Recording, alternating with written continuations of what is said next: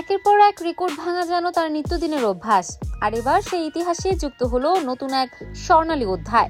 বিশ্বকাপের সবচেয়ে বড় মঞ্চে সর্বকালের সর্বোচ্চ গোলদাতার আসনে এখন এককভাবে বসেছেন আর্জেন্টিনার অধিনায়ক লিওনেল মেসি। যুক্তরাষ্ট্রের ডালাস স্টেডিয়ামে অস্ট্রিয়ার বিপক্ষে ম্যাচটি শুরু হয়েছিল কিছুটা হতাশা দিয়ে। ম্যাচের শুরুতে পাওয়া পেনাল্টি থেকে গোল করতে পারেননি মেসি। এরপর আরও দুটি সহজ সুযোগ হাতছাড়া করেন তিনি। কিন্তু বড় খেলোয়াড়দের বিশেষত্বই হলো তারা প্রত্যাবর্তনের জন্য সঠিক মুহূর্তটাই বেছে নেন, এমনটাই মনে করছেন মেসি ভক্তরা।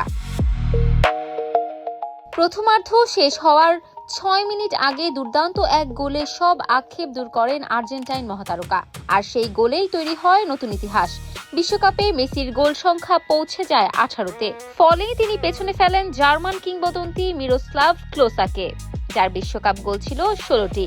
এর মধ্য দিয়ে বিশ্বকাপ ইতিহাসের সর্বোচ্চ গোলদাতার মুকুট এখন শুধুই মেসির।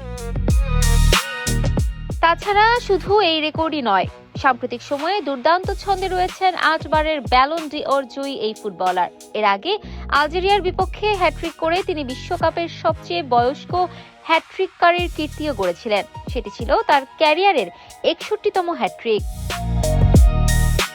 এদিকে অস্ট্রিয়ার বিপক্ষে গোল করে আরও একটি বিরল কীর্তির অংশ হয়েছেন মেসি। বিশ্বকাপে টানা 6 ম্যাচে গোল করা মাত্র তৃতীয় ফুটবলার তিনি। এর আগে এই রেকর্ড গড়েছিলেন ফ্রান্সের জাস্ট ফন্টেইন এবং ব্রাজিলের জাইজিনহো। কাতার বিশ্বকাপ থেকে শুরু হওয়া তার এই গোলধারা এখনো অব্যাহত রয়েছে।